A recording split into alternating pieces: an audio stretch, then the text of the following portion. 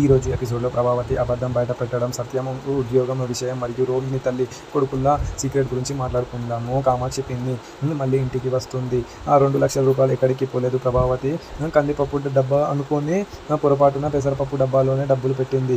మీనా దొంగ కాదు అని నిన్నప్పుడు తెలిసిపోయింది. బాలు చాలా ఆవేశంగా ప్రభావతిని మరియు కామాక్షిని తిడుతూ ఉంటాడు. ఒక అమ్మాయి అయిన దొంగని అందరి ముందు పరువు తీస్తారు, ఇది హత్యతో సమానం అని బాలు తిడుతూ ఉంటాడు. బాలు లాయర్కి ఇచ్చిన 3 లక్షల రూపాయలు ఫైన్ మరియు లంచం డబ్బుల గురించి ప్రభావతిని నిలదీసి అడుగుతూ ఉంటారు. బాలు డిమాండ్ చేస్తాడు, ప్రభావతి నాకు 3.5 లక్షలు అప్పు ఉన్నట్లు బాండ్ పేపర్ మీద సంతకం పెట్టాలి.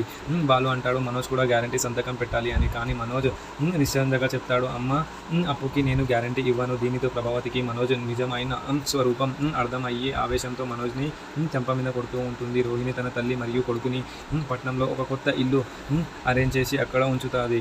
రోహిణి తన తల్లికి చెప్తుంది, ఎవరితో మాట్లాడొద్దు, టీవీ సౌండ్ తక్కువ పెట్టండి, బయటికి వెళ్ళొద్దు, బాలుకి తెలిస్తే మనం అంతా జైలుకి వెళ్తాము.